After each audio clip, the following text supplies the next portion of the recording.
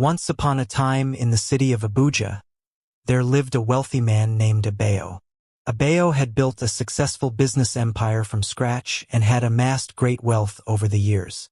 Now in his early 30s, he was ready to settle down and find a life partner. However, there was one problem. Every woman he met seemed more interested in his money and properties than in him as a person. Abayo was a man of wisdom, and he knew that true love could not be bought. He wanted a woman who would love him for who he was, not for what he owned. To find such a woman, he decided to come up with a plan. He called his mother, Mama Ngozi, who was a kind and wise woman. Mama Ngozi loved her son dearly and wanted him to find happiness in marriage. When Abayo told her about his plan, she agreed to help him. Mama Ngozi would pretend to be a maid in Abayo's house, and they would use this disguise to test any potential wife. If the woman treated Mama Ngozi with kindness and respect, Abayo would know she had a good heart. If not, the truth would be revealed, and the woman would be exposed. One day, Abayo met a beautiful woman named Amara. She was elegant, charming, and seemed to be everything he was looking for in a wife. After a few months of dating, Abayo decided it was time to introduce Amara to his maid, Mama Ngozi. Amara moved into Abayo's luxurious mansion, and Mama Ngozi took on the role of the humble maid. From the moment Amara arrived, things began to unravel. Amara was polite to Abayo when he was around, but the moment he left for his business trips, her true colors began to show. Mama Ngozi, dressed in simple clothes and playing the role of a maid, was treated with disdain. Amara refused to allow her to eat proper meals, and when Abayo was away, she would make Mama Ngozi sleep outside in the cold. Amara's cruelty knew no bounds. She even brought other men into the house, cheating on Abayo without a second thought. Mama Ngozi endured all this in silence, watching Amara's every move.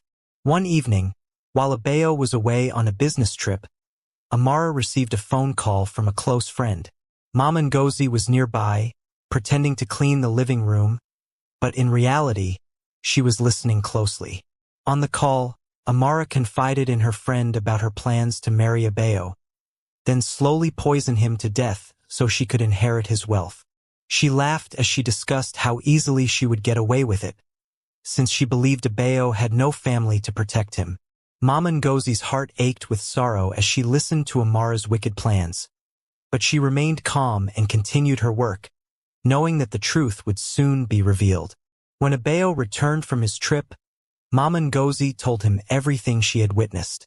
He was devastated but knew what he had to do. That evening, Abayo invited Amara to a special dinner. He told her it was a celebration of their love and their future together. As they sat at the dinner table, Abayo began to speak. "Amara, there is something you need to know about my family," he said, his voice steady but filled with emotion. "You see, I do have family. In fact, the woman you have been mistreating, the one you thought was a mere maid, is my mother, Mama Ngozi." Amara's face turned pale as she realized the gravity of her actions. She looked at Mama Ngozi, who had been quietly sitting at the table, her kind eyes now filled with disappointment. "How could you?" Abayo continued, his voice rising with anger. "You have shown your true self, and it is ugly beyond words. You thought you could deceive me, but in the end, you have only deceived yourself." Amara tried to speak, but no words came out. She was filled with shame and regret, knowing that her greed had led her to this moment. Abayo stood up from the table and pointed to the door. "Leave my house," he commanded, his voice cold and final. "You are not the woman I thought you were, and you have no place in my life." With tears streaming down her face, Amara got up and left, her dreams of wealth and luxury shattered in an instant. As she walked out of the mansion, she knew that she had lost something far more valuable than money. She had lost the chance to be with a man who could have loved her truly. After Amara was gone, Abayo turned to his mother and embraced her. "Thank you, Mama," he said, his voice softening. "You have saved me from making the biggest mistake of my life." Mama Ngozi smiled, her heart filled with love for her son. My son, true love cannot be bought, and you deserve someone who will love you for who you are, not for what you have. The right woman is out there, and when the time is right, you will find her. Abayo knew his mother was right, and he felt a deep sense of relief. He had been saved from a life of misery, all thanks to the wisdom and love of his mother.